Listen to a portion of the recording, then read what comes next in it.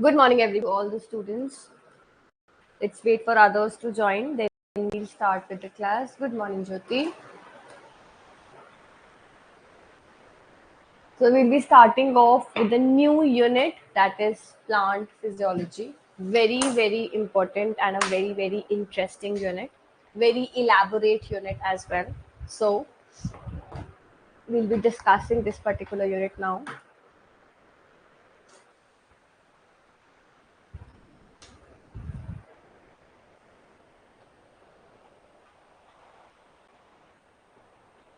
Let everyone join in, then we'll start. Just one more minute. How many of you gave the test yesterday?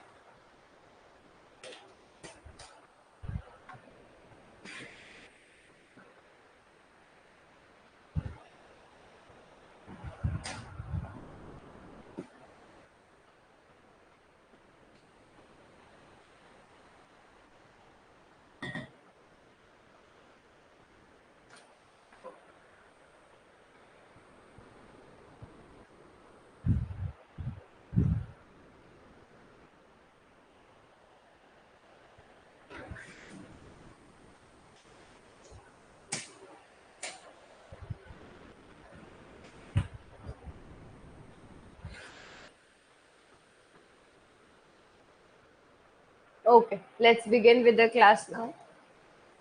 So we'll be discussing about unit number 6, that is plant physiology, one of the most scoring unit of the entire CSIR syllabus. In addition to that, one of the most easy unit. Okay, this unit is like, if you remember the facts for this like all the concepts, you will never get this question wrong. Okay, you just have to make sure that your facts are strong for this particular unit. Okay, let's begin. Talking about unit number 6, look into the syllabus for the entire unit. First concept is related to your photosynthesis. Okay. The very first concept is related to photosynthesis. In photosynthesis, you get to understand about the various mechanisms occurring, the various photosynthetic pigments that we have, the role of those photosynthetic pigments. Then, in the recent year, there was a question asked related to your biosynthesis of chlorophyll, right? In addition to that, almost every year you get a question in a comparative format of what C2, C3, C4 and CAM pathway is. Okay, so we'll be discussing these 4 pathways in a comparative manner, so that when you get to see a question, you know how to attempt that comparatively as well. Okay, then you have the concept of respiration and photorespiration. So photorespiration is something that we study in this particular concept itself, that is your photosynthesis, because when like there's a specific enzyme known as rubisco.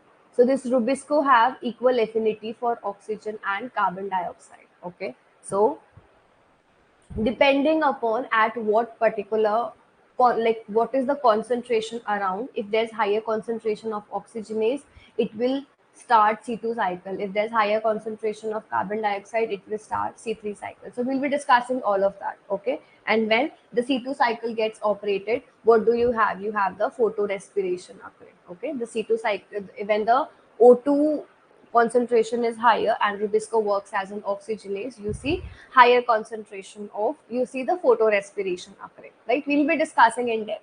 Then you have the next concept of respiration. So respiration is something which is a common topic from unit number 1 and unit number 6. And if you remember, while we were discussing unit 1, I told you that we are going to discuss it in 6. So in this class, in this particular unit, we'll be discussing respiration as well.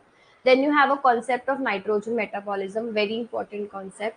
Then one concept of plant hormones, again very interesting, very important. In addition, almost very scoring as well. Okay, if you remember the facts, it is easy. Then you have sensory photobiology, in which we discuss about what phytochromes are, phototrophins are, cryptochromes are. So we'll be discussing all of that.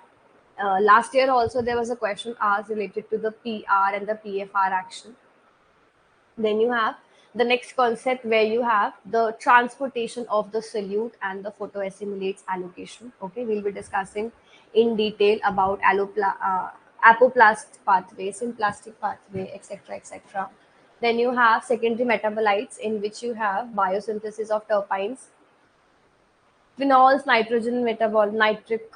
nitrogenous compounds, etc. And last is stress biology. Very important again. So all the topics, every single topic of this particular unit is important. Okay, and you can expect any question from any of the pointer. Right. This unit takes time for completion, but I'm telling you, be there in each and every class. You learn a lot. Okay, you will learn a lot of things. So make sure that you're coming in every single class and you're being like in flow of the classes as well, so that you don't forget or you don't get off track from your plant physiology. Okay, everyone go through the syllabus, read the syllabus properly, understand this, and then we'll start with our class. Okay,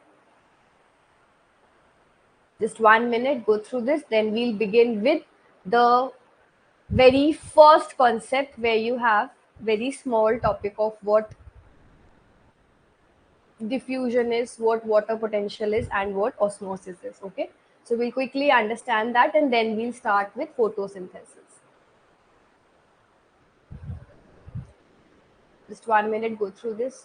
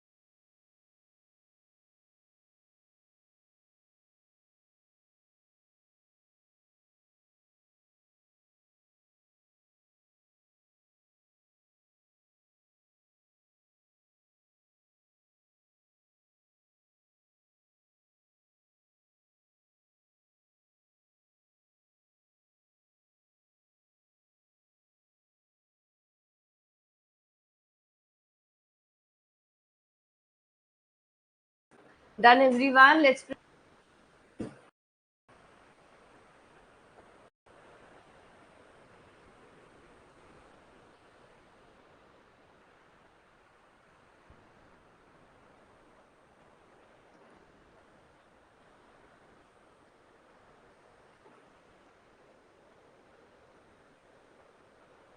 Okay, let's continue now.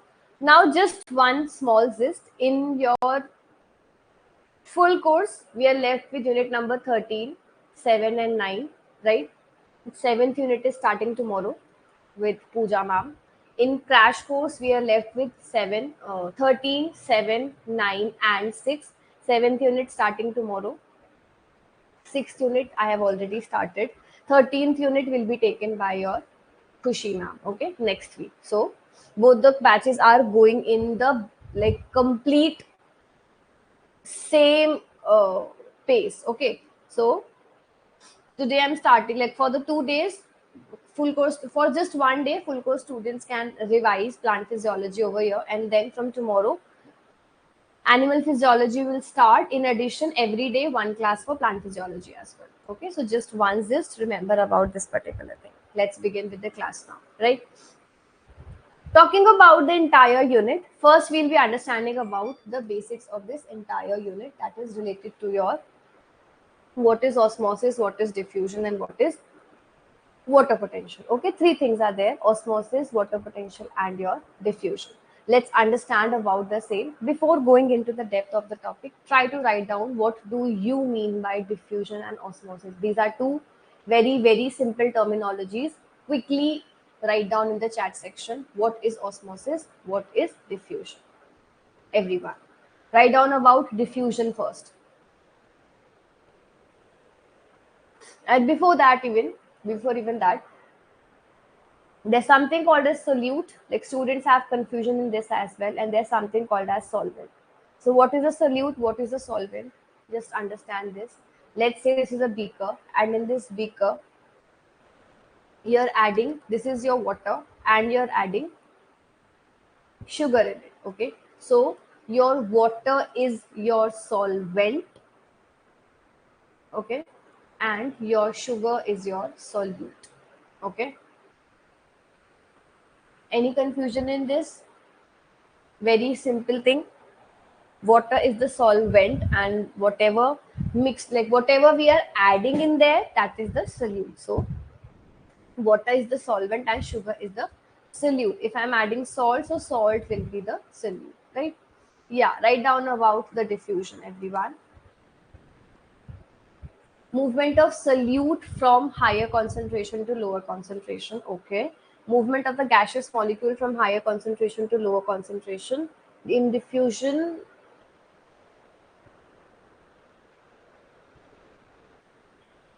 movement of molecule from higher concentration to lower concentration. Yes. What is osmosis? So when your solute is moving from the area of higher concentration towards the area of lower concentration, that is what diffusion is. The most common example that you can remember for your diffusion is the movement of the gases, like gases in sense of the movement of the perfume, or just remember it this way: if you are spraying the room freshener in one side of the room, how does it, or why, with what mechanism are you able to sense it on the other side of the room? So it's because of the diffusion. Okay, so over there what happens, the gaseous content, that is your perfume or the room freshener, whatever it is getting transported, or it travels from the area where you sprayed it to the area where it was not present. For what is the reason for that? The reason for that is that your equilibrium should be maintained in the entire room. That is, all the molecules, all the solute molecules should get equally dispersed in the entire room. That is the main reason, or that is the main final outcome of diffusion. Yes, very good. Everyone has written down the correct thing. Diffusion, movement of molecules from higher concentration to lower, movement of molecules from a region of, yes, correct. So this is what diffusion is. Write down, what do you mean by osmosis? Yes, this was diffusion, very correct, in which the solute was getting transferred from an area of higher concentration towards the area of lower concentration, right?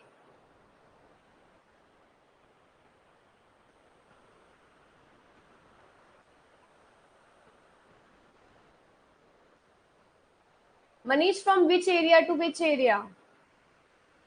Diffusion of water, that's okay. But from where to where? Low to high? Or where?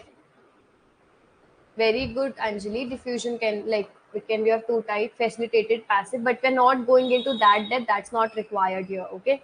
During the transportation time, like when we'll be discussing about the transportation and everything, at that time we'll go into active, passive, and all those things. Yes, osmosis needs semi-permeable membrane in liquid only, solvent more.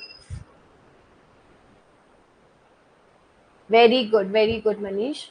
Movement of water from high concentration to a lower concentration. Do not remember it in terms of water or any specific example. Remember it in terms of the solute and the solvent. So, osmosis is the movement of the solvent from an area of higher concentration towards the area of the lower concentration via a semi-permeable membrane. Okay, this is what osmosis is, via a semi-permeable membrane. So area of, from the area of higher solvent concentration towards the area of lower solvent concentration, your water is getting moved.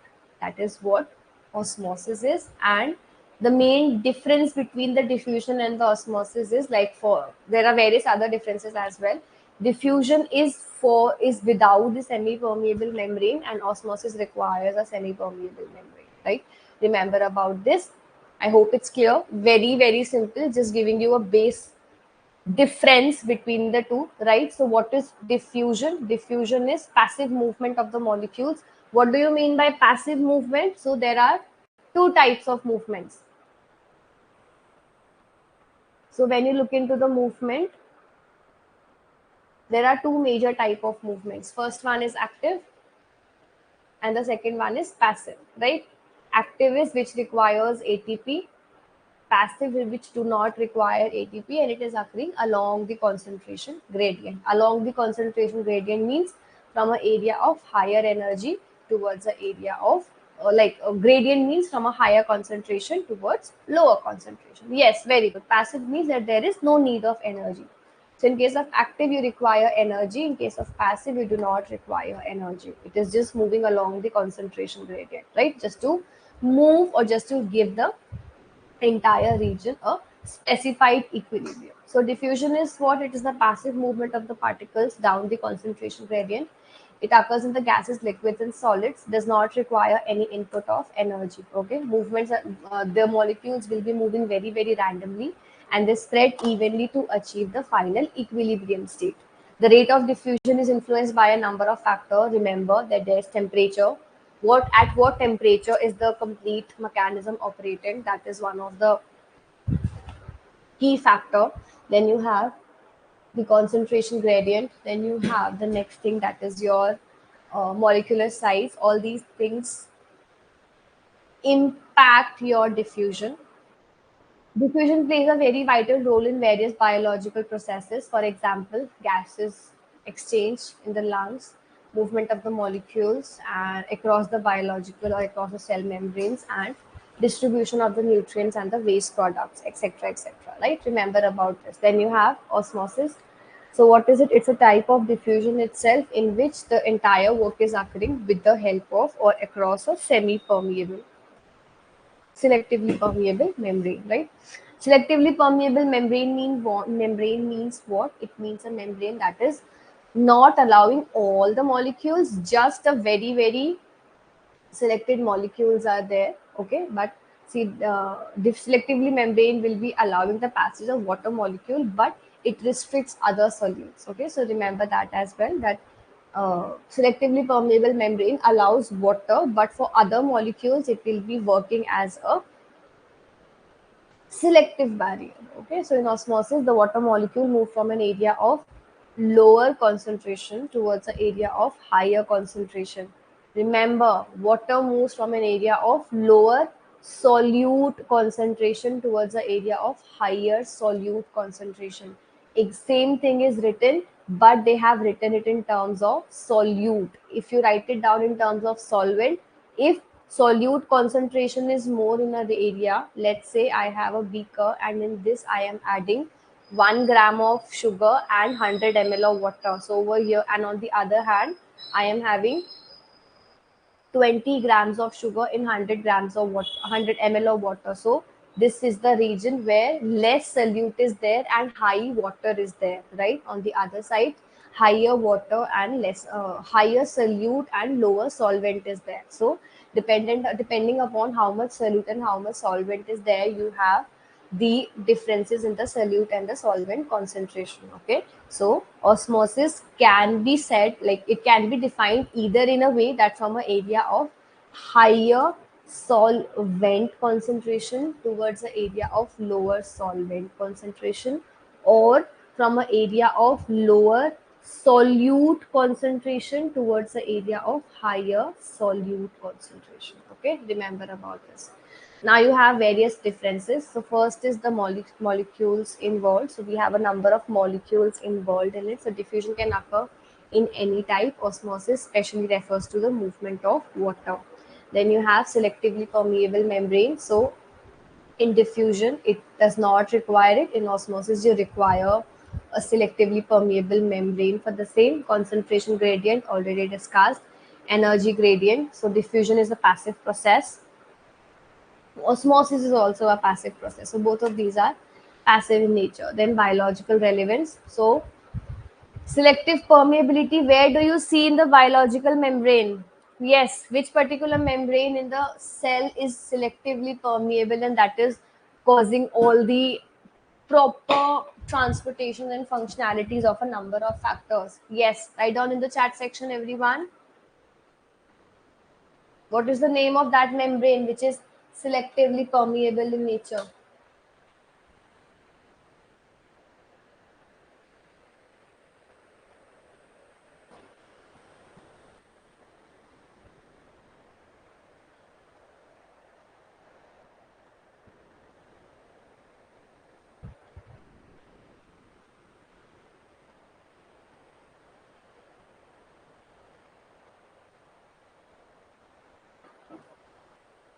Yes, the plasma membrane. Very good.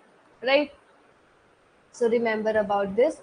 So overall, they are very important processes. Both of them are helping in one way or the other. What are the various relevances and other things we'll be discussing as and when we proceed in the entire unit as well. Okay, so diffusion and osmosis, we have already discussed what is a solute and a solvent, right? Now there are two major type of osmosis, endoosmosis and exoosmosis. So before this, first understand what is hypotonic, hypertonic, all those things. So there are three type of solutions.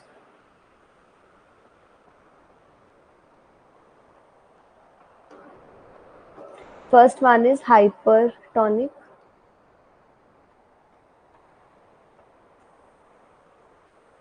second is hypotonic, third is isotonic. Yes, what do you mean by hypertonic, everyone? Write down in the chat section. What is hypertonic? Yes, Jyoti, correct. Plasma membrane, also called as biological membrane. Yes, hypertonic.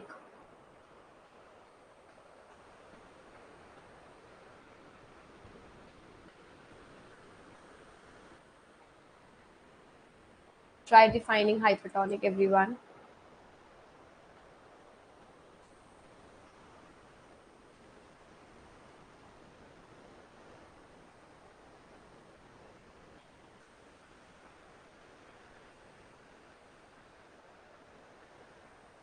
Anjali, that is the final outcome in hypertonic. Okay, that is not the definition of a hypertonic solution. I'm asking about what is hypertonic solution.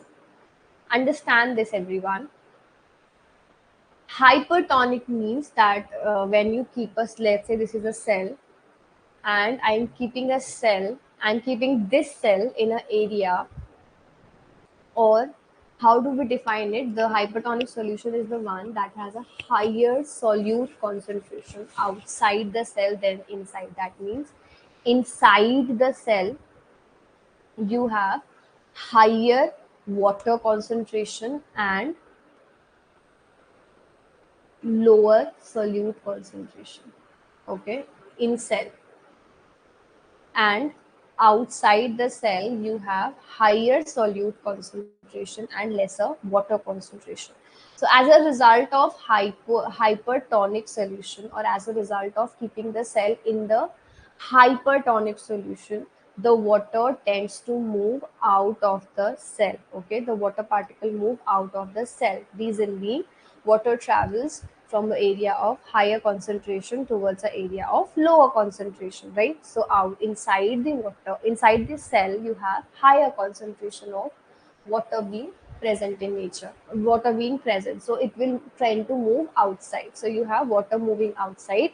That is a outcome of the hypertonic solution. So hypertonic solution is that when there is higher solute concentration in, like, outside the cell as compared to inside of the cell, and as a result you have the water moving out. So hypertonic is when you have a cell, when you have a beaker and you have a cell, the cell is having higher water and there is lesser water comparatively here. So as a result of the solution, as a result of the entire thing, the water moves outside. Okay,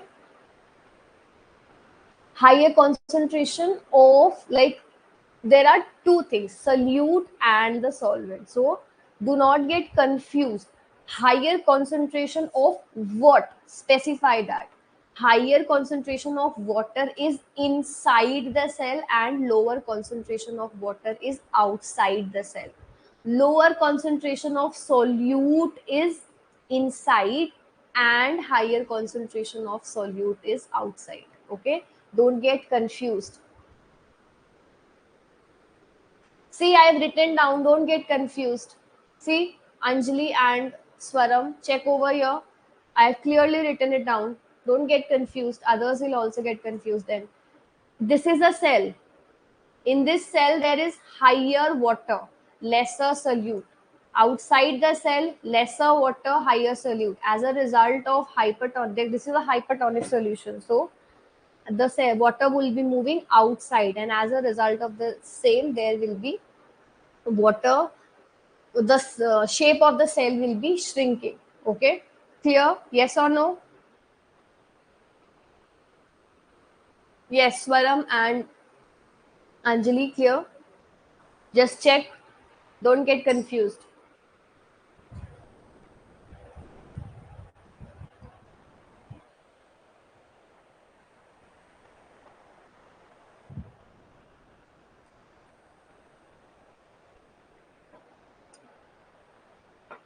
Yes. Now let look into the second one. Hypotonic, when you have a cell, when you have a beaker and you have a cell. Now, in this scenario, there is higher solute and there is lesser water present. Outside, there is higher water, lesser solute. So, as a result of this, what will happen? As a result of this scenario, the water will move inside, right? Water will move inside the cell. Isotonic is when there is no movement, there is no outside or inside movement because there is equalized concentration. Check isotonic. Isotonic is that when both of them have a constant solute and solvent concentration inside and outside. So there is no net movement of water, and overall the concentration of both the sides of the cell membrane remains the constant one, right? This is what isotonic solution is. Then you have hypotonic. See over here, you see the cell getting water getting inside the cell. Hypotonic, it is the one that has higher solute concentration inside than outside. Okay, I have written down the three things in the detailed manner over here as well. Isotonic is same both sides, right? Don't get confused.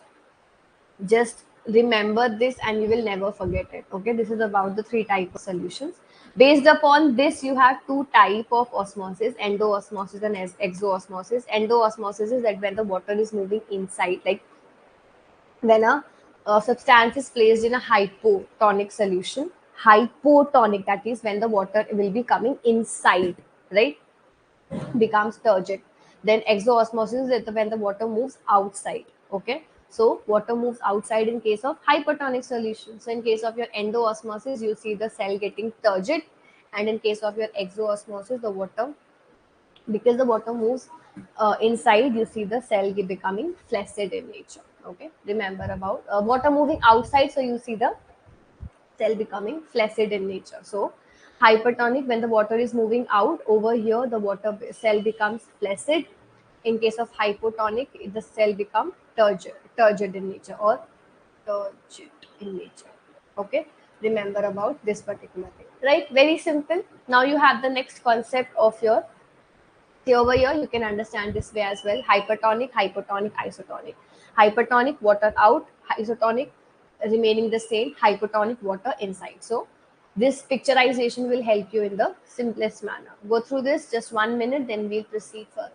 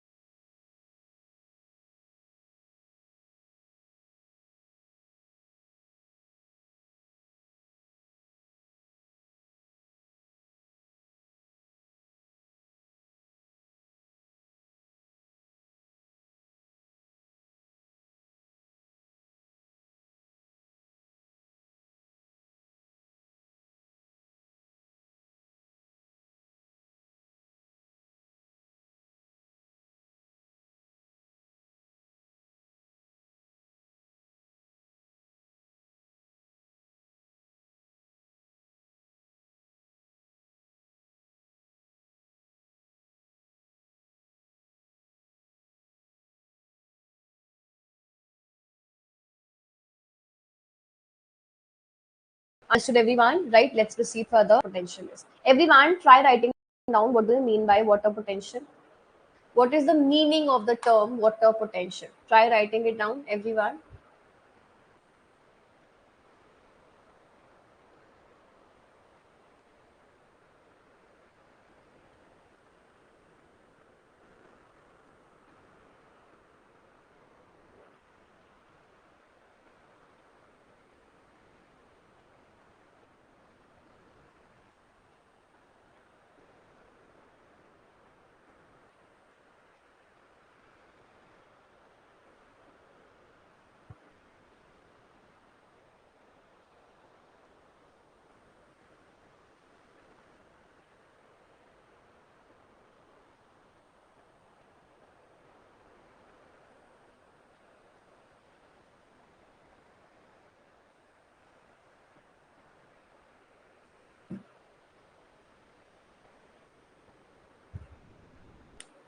Water ability.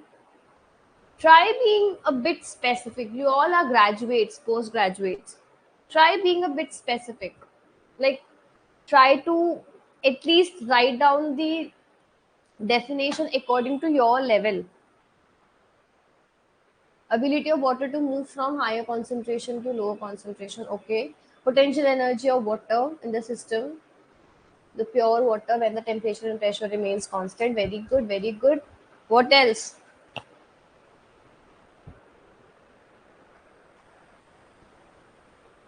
Potential energy of water in a system. Very good, very good. Yes. So, what is water potential? Water potential simply means the ability of the water to perform a specific functionality, right? The water have the functionality of moving from one location to the other location, right? So, by what potential it can move, by what efficiency it can perform its functionality. That is what water potential is all about. Understand? Water potential, it is the potential energy. There are two types of energies. Like if you all must have heard about this type of the type of energies. One is a kinetic energy, one is a potential energy, right? Kinetic energy is the one which is due to the random movement, right? Which is due to the random movement of the particles. Potential energy is the energy which is because of a specified position, because of a specific position, right? We learn about potential energy with the help of like learned it with the help of the mnemonics of P for potential, P for position. So potential energy is the energy which is because of a specified position to that particular uh, whatever component we are looking into. So when we are looking into the water potential, so I'm looking into the potential energy of the water per unit volume. That is, in per unit volume, whatever per unit I am taking, per unit could be ml, per unit could be uh, anything. Like it could be liters, milliliters, ml, anything. So this is what water potential is. That is the potential energy that the water is having, right? The potential energy or the water potential, it is defined as the potential energy of the water in a system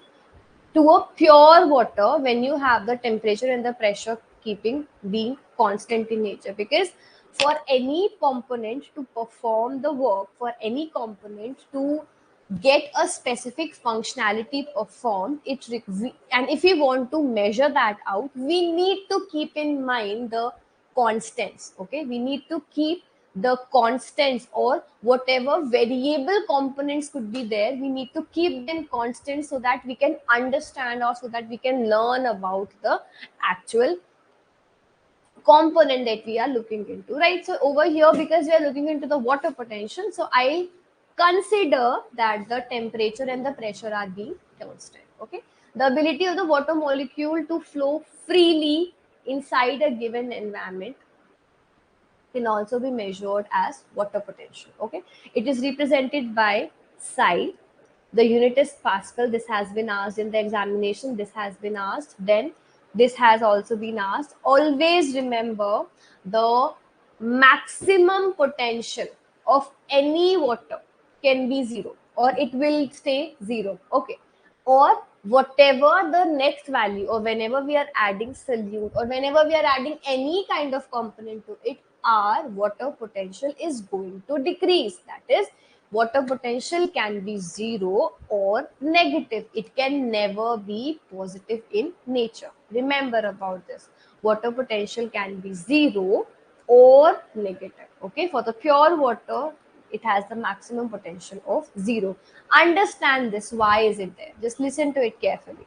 See, potential means the ability will be performed maximum. Like, when do you perform best? Whenever, at what time do you perform best? When there is no disturbance outside, or there is no disturbance in your environment, and you're in the best state of mind to work, right? That is your best potential time. Is when do you, like, what are the various factors which can impact your work?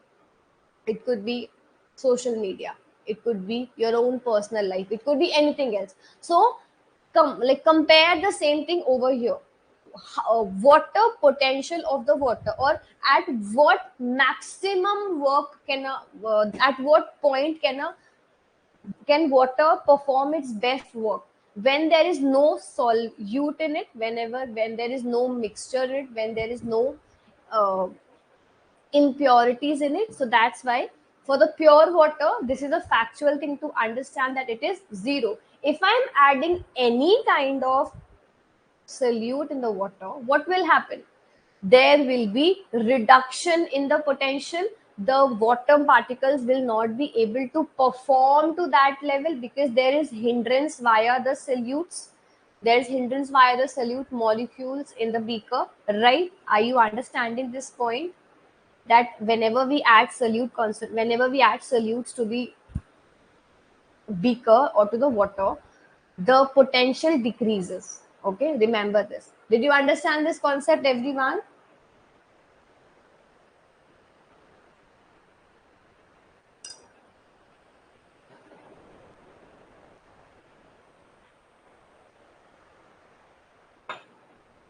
Yes. Now understand the further things. The solution with high solute concentration have negative water potential. Fully turgid cells have zero water potential, right? Now, high solute concentration decreases the water potential. The osmotic pressure is the pressure that is required to stop the entry of the water into the osmotically active system. That is, what is osmotic pressure? What do you mean by osmotic pressure? Osmotic pressure is the pressure that is required to stop the entry of water in an osmotically active solution. What is this, or why do we, or at what point do we call a specific water being osmotically active? When it is moving from an area of higher concentration towards the area of lower concentration, right? So, osmotic pressure is the pressure that is required for stopping the entry of the water. Okay, this is what osmotic pressure is. Then, high solute concentration decreases water potential. We have understood, and this we have also understood. Now, what is the turbo pressure? Turbo pressure means the pressure that the vacuoles cause on the walls of the, or the cell walls. Okay, simple. So it is the force within the cell that pushes the cell membrane against the cell wall. That means, let's say this is the cell, and let's say this is the cell membrane, cell wall and cell membrane. So the pressure this cell membrane is going to create on the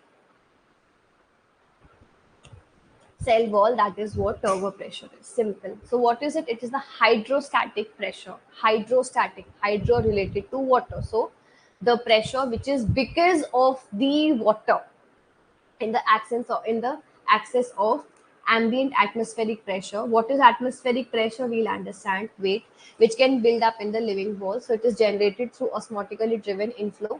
Simply just look into the diagram, you'll understand. When, or what is the reason for any plant to like wilt off if you're not giving appropriate amount of water to it, or if you forget to give the to plant your to water your plants on a Sunday or something. Next day, you will see them like this. Why? Because they've lost their turgidity. Whenever you give them water again, they start to look this particular way, right? So remember, full pressure, like whenever the turgor pressure is full, that is the cell membrane is able to provide ample amount of pressure to the cell wall, and the cell can look in the best simplified or in the best shape. Empty is the one when you cannot see, like your when your vacuole is not having appropriate amount of water, and you can see the leaves wilting down, right? This is what turgor pressure is. This we'll understand. Wait, now talking about the various components of your water potential. So we majorly have four of the components. First one is the solute potential, then you have pressure potential, then you have gravitational potential, then you have the matrix potential.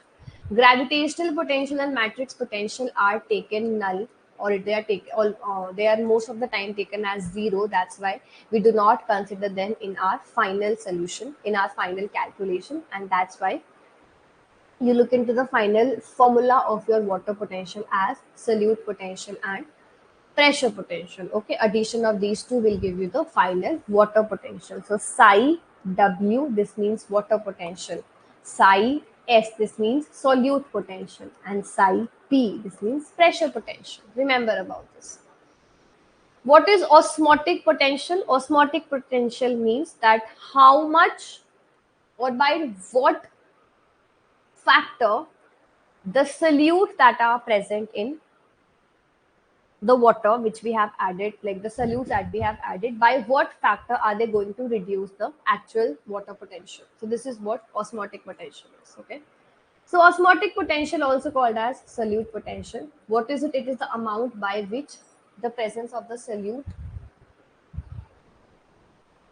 in the pure water reduces the water potential. Okay, when we're adding the water, when we're adding the solute into the water, by what factor will it be decreasing the potential of your actual water? That is what solute potential is. Okay, the free mobility of the water molecule decreases when the solutes are introduced. Obviously, like if I give you a thing, like if I tell you that this is the road and you have to go from here to here without any hindrance, you'll reach early. And if I tell you that you have to reach from A to B from this road, and there are hundreds of blocks and like many roadblocks in it, so it will take more time. So obviously the your ability to freely move is more in case of the first one as in case of the second, like in comparison to the second one, because in second condition you have more of the hindrances. So consider this with the help of water. When only water is there, when only pure water is there, there is more area to move. When there is lesser water present, that is when there is higher disturbance present or higher solute concentration present, you will see lesser mobility there, right? I hope it's clear. So since the pure water has zero solute potential, so that's why the potential of the solute is neither negative nor zero. It is shown by a symbol of psi S, and at atmospheric pressure, psi W and psi S are similar. Okay, this is solute potential. Then you have pressure potential. So pressure potential means what? Pressure potential means that the water potential increases when the pressure against the atmospheric pressure is exerted on the solution. That is, what is atmospheric pressure?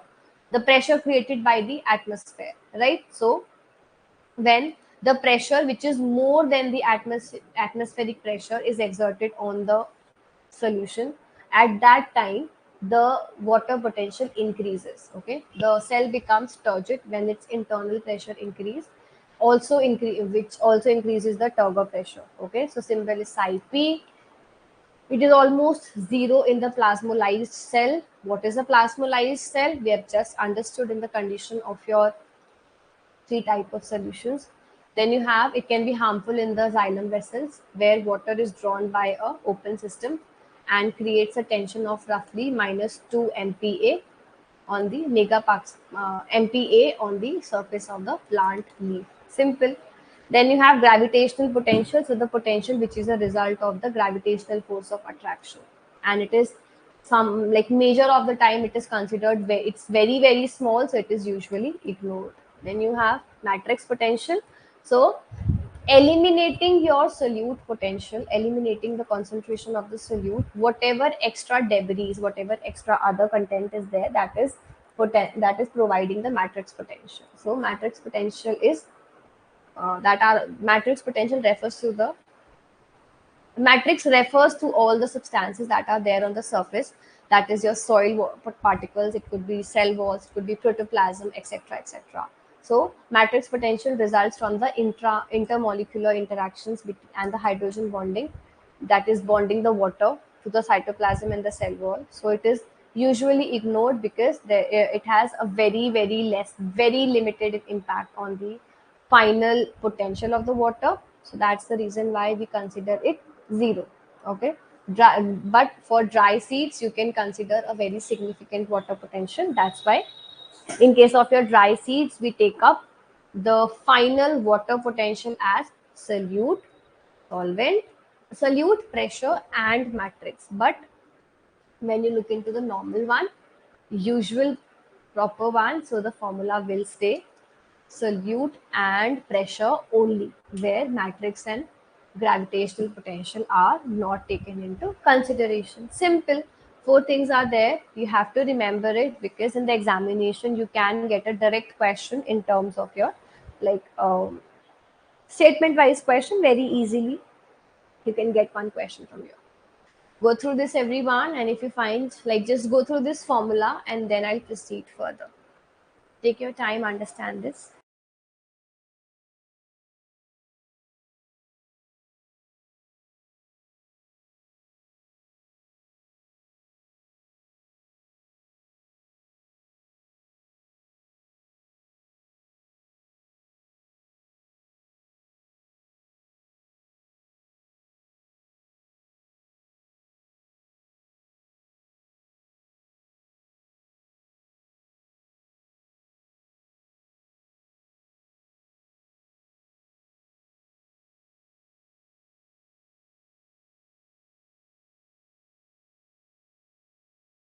Sure, Jyoti, that when we are exerting more pressure on the water solution, which is greater than the atmospheric pressure. What is atmospheric pressure? So the atmosphere around impacts every single entity in because of the pressure that is there in it. Okay, that is your atmospheric pressure. So when we are increasing or when we are exerting more pressure than the atmospheric pressure, it will increase the turgor pressure inside the cells, and as a result of the turgor pressure increase, you'll see the water potential getting impacted.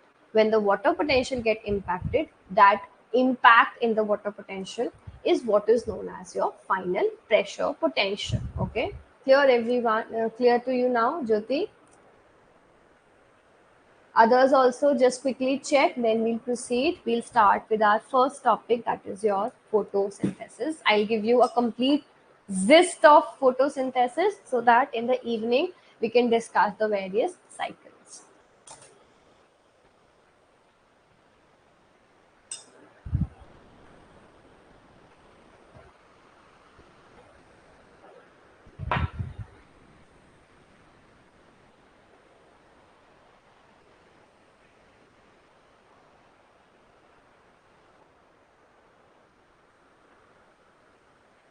Clear? Okay.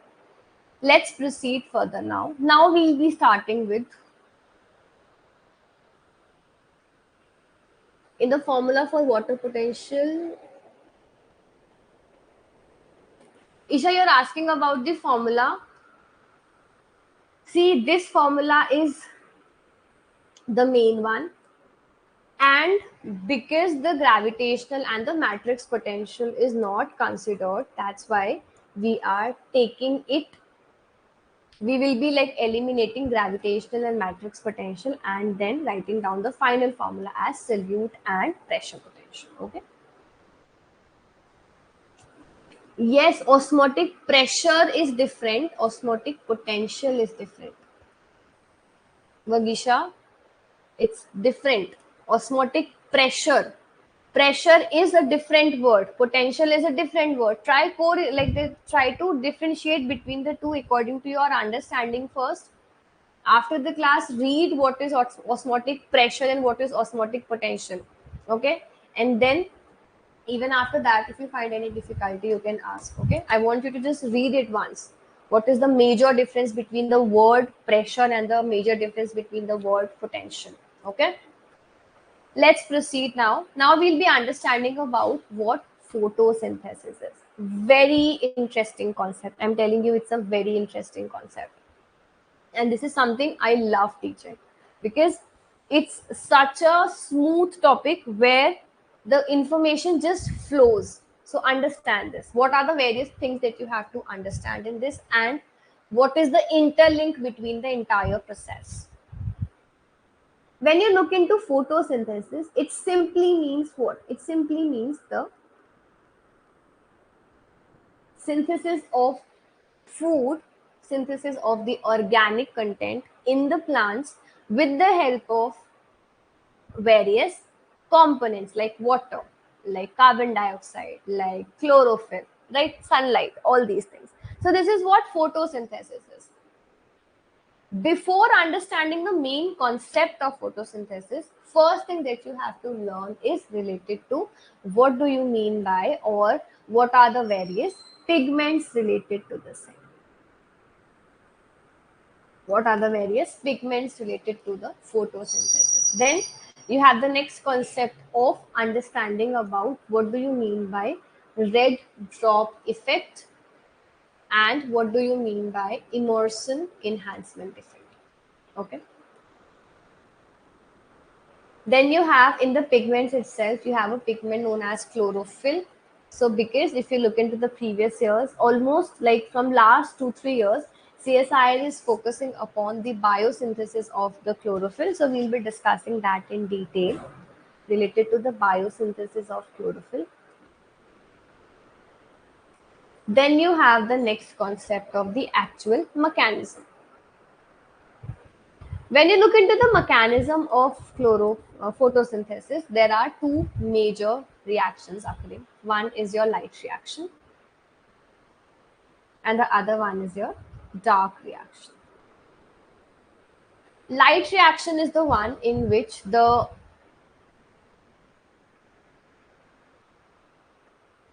Z scheme is occurring.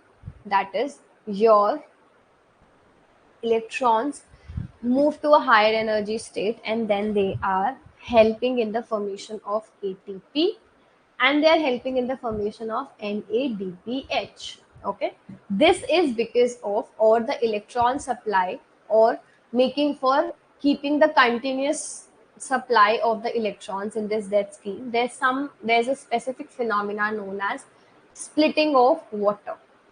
This splitting of water occurs in your OEC, that is oxygen evolving complex, or water splitting complex. Okay, in the oxygen evolving complex, you will see the water getting converted into 2H plus half O2 plus 2 electrons. These 2 electrons work as a source of replenishment of the electrons in case of your Z scheme. Half of the O2 along with one more, like when we look into the actual formula, it is 2H2O getting converted into 4H plus O2, because this is half O2. So we need to have this is a no, like a nascent oxygen which will not be working as a molecular one. So for that, 2 water is required and 4 of the electrons. So this oxygen is the main oxygen which gets evolved during your process of photosynthesis. Okay, we have all learned about this, that the plants provide oxygen. So how do they provide it? Via the splitting, and it is nowhere involved in the entire, like the evolution of water, the elimination of the water or the formation of the oxygen in this entire process is nowhere in the main mechanism. It occurs in the very initial step, and that is also a replenishment step for the electrons, right? And this H plus helps in the final stage of your Z scheme, where you have NADPH getting formed. Okay, now whatever this is known as your non-cyclic photophosphorylation. If the plant requires extra or additional amount of ATP, it will be undergoing cyclic photophosphorylation. What is it? What is the correlation between cyclic and non-cyclic? We'll understand when we'll understand the main mechanism. Then you have the dark reaction, also called as your Kelvin cycle, which is your C3 cycle, which helps in your main food formation, we can say, or there is final sugar formation in this entire Kelvin cycle, which is helping in the fixation of the oxygen. Okay, fixation of the carbon dioxide. Sorry. Then in different scenarios, because of the different aspects, we have three more cycles. C2 cycle is a wasteful process, and for safeguarding the plant, for letting the plant get safeguarded from the C2 cycle, from the photo respiration wasteful process, you have the CAM pathway and you have the C4 pathway. So how many cycles do you have in this entire process? You have Z scheme first, you have non-cyclic and cyclic both, like two in total. Then you have three C3, then you have C4, 5 and 6. So in this entire mechanism, you have 6 cycles to learn. You have 6 cycles in total to learn. And from every cycle, every single cycle, you can easily get a question. Okay. So we'll start with the pigments and then we'll be proceeding ahead in a step-by-step manner. Okay. Just go through this, everyone. Today, like in the evening, first we'll be like finishing off this chlorophyll and everything, and then we'll be proceeding ahead with the various cycles that we have. I'm telling you, be there in the class. Yes, C2 cycle is photorespiration. The other name of C2 cycle is photorespiration.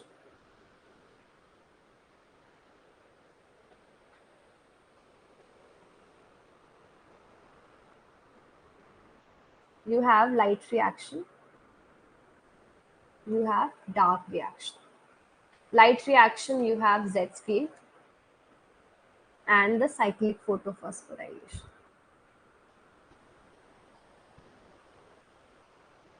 We'll do year-wise. Swaram, we'll do year-wise. In the dark reaction, normal is C3. The dark reaction is the Kelvin cycle, C3 cycle. Then you have C2 cycle. Why do we have C2 cycle? Just understand a basic gist. There's an enzyme known as Rubisco. Rubisco has equal affinity for oxygen and carbon dioxide. If there's higher concentration of carbon dioxide, it will work as a carboxygenase and it will enter into C3 cycle. If there's higher concentration of oxygen, it will work as an oxygenase and the C2 cycle will operate, which is a wasteful process because the fixed carbon dioxide gets unfixed, and after, like in the final step of your C2 cycle, you will see that C3 cycle will be operating in. That's so it's like complete wasteful energy of complete waste of energy and resources of the entire plant. For safeguarding the plant from the C2 cycle, you have CAM pathway, you have C4 pathway. C4 pathway is where you have Kranz anatomy present, you have dimorphic chloroplast present, so that we can compartmentalize the and we can compartmentalize and we can uh, make sure that there is higher concentration of carbon dioxide around Rubisco and there is no activation of C2 cycle. How does it occur? We'll understand. Then you have CAM pathway. So CAM pathway is related to, it is majorly related to your the plants which are there in the area where there is lesser water present, or we can say the succulent plants which need to conserve water. So they have the main functionality of having scotoactive stomatas. So that's why their stomatas are active during the night time and present during the closed during the daytime. So there will be compartmentalization of the work of formation, like the light reaction and the dark reaction occurring separately. That's it. So these are the 4 things and 6 cycles in total that you have to get done with in case of your photosynthesis. Okay, go through this, everyone.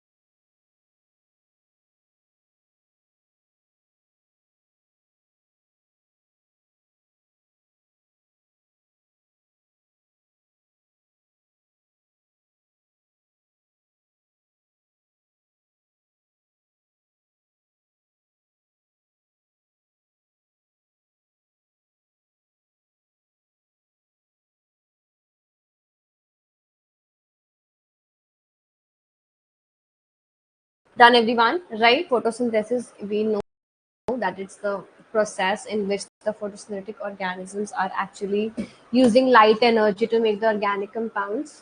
It's a physicochemical process. That means physical factors and chemical factors, both of them are used. In this process, you see the oxidation of water occurring and reduction of carbon dioxide occurring. It's an anabolic process.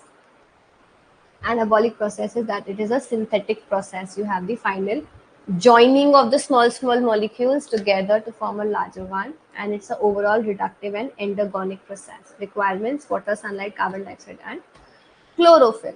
Okay, this is very basic. 6H2O, 6CO2, light energy forming sugar and water, oxygen. It can be oxygenic and oxygenic. Oxygenic is that when oxygen is produced, and oxygenic when there is no oxygen involved. So oxygenic is found in green plants, cyanobacteria, blue-green algae, and oxygenic examples: green plants, green and sulfur, green and green and the purple sulfur bacteria, and then you have the site of photosynthesis. It occurs in the chloroplast. Very basic things, but these are very important things. Okay, don't skip them. Then from here we'll start in the next class. Okay, from this particular point, like what is a chloroplast, what are the photosynthetic pigments, what is a chlorophyll, the main steps, the various types, and then you have the pigments, red drop, immersion, enhancement. So till here, like this is the plan, that in the evening we'll discuss these segments so that tomorrow we can start with the main cycles. Okay. Is everything clear to everyone till here? Yes or no? We have covered the basics of this unit. I'm expecting this is clear to all, right?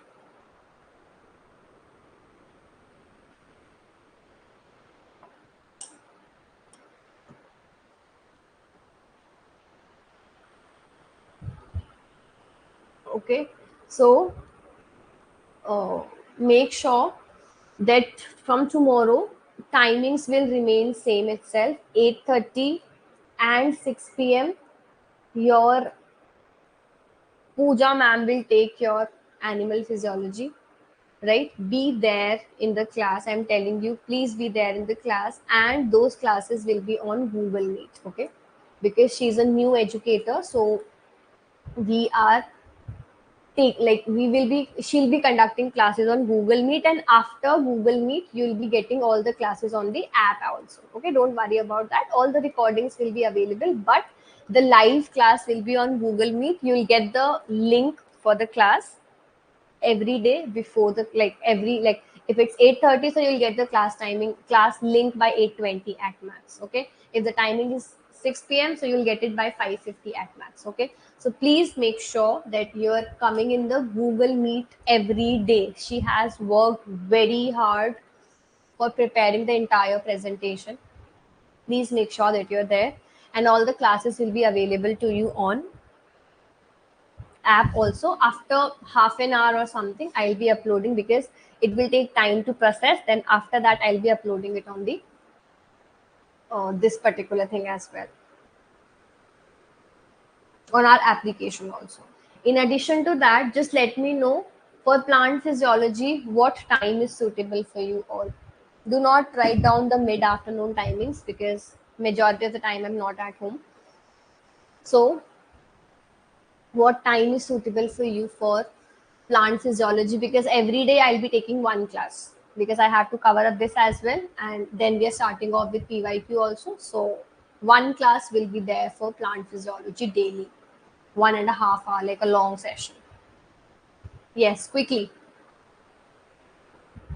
What time?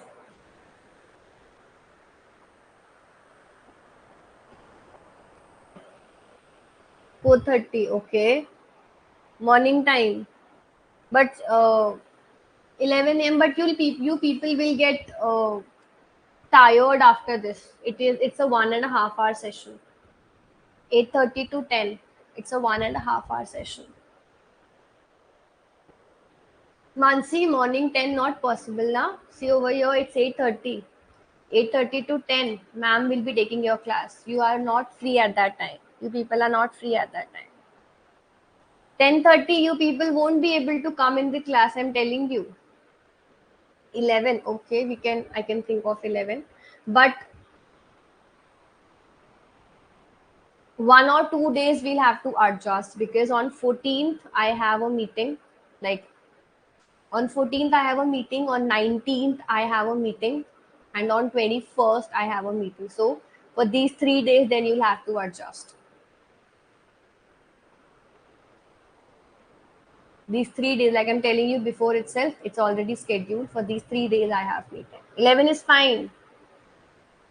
11 or 4. Okay, majority of them are talking about the morning timing, 11 o'clock. So I guess 11 will work for many students. Okay, and on these days, 14th, 19th, and 21st, like actually on 21st, I have my master's convocation. So we have to be there. I have to attend that. Okay, so this time, and let's keep it at 11. Okay, let's do it this way. Let's keep it at 11. Done. And for these days, either I'll share class with you or we'll adjust on a Sunday or something. Okay. So this is about it. This week, Pooja ma'am. Next week, Khushi ma'am. And by 25th of September, I guess, both the batches will be on the same level of the complete syllabus getting finished. Okay. I planned the entire syllabus this way. Like if you observe, for full course, unit number 1, 2, 3, 4, 5, 6, 8, 10, 11, 12. These are finished. For crash course, 1, 2, 3, 4, 5, 8, 10, 11, 12. These are finished. So, 6th unit I have started for the crash course, right?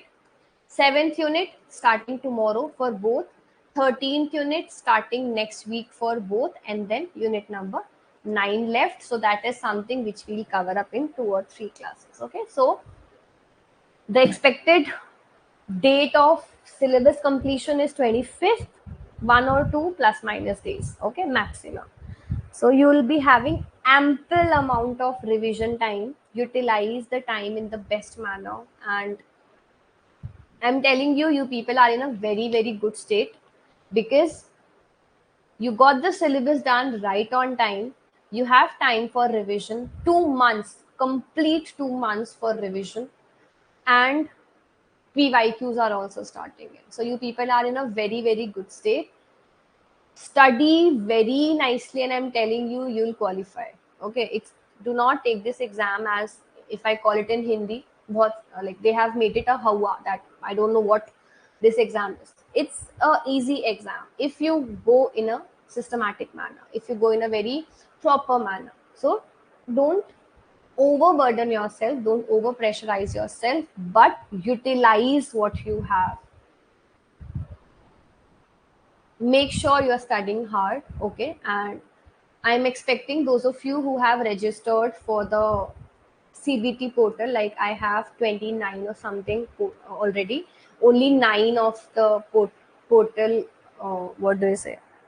Access is left. So if anyone else, like 19, 18 of you are there, if anyone else from the class is interested, join in there, and I'm telling you, it will help you out. Okay, make sure that if you are interested, join in there, because we have already started uploading that. Maximum within a day or two, your link will be generated, and you just have to log in via your number. Those of you who have joined, you'll have to log in via that number, and then you just have to set your own passwords, because I've made it that way. We changed it that way, that you can make your own passwords. It will not be a problem for you to, like, your password will not be shared by anyone, so you can share your password create your password yourself. Okay, so this is about it. And those of you who are there and who have not yet joined, because many from the class have already joined, so those of you have not joined, join in after the class and take it from me. It will be helpful for you. Okay, and I've kept the price very minimum. Okay, it's something, I'm not having anything from it. It's all going in that server thing, nothing from me. It's just for the sake of you people. So if anyone else who is remaining and want to join in there. It will help you. Okay, and during this PYQ session, it will help you more. Okay, from 18th it's starting, so it will help you more in that. So this is about it. All the best. Good luck. Take care, everyone. Bye.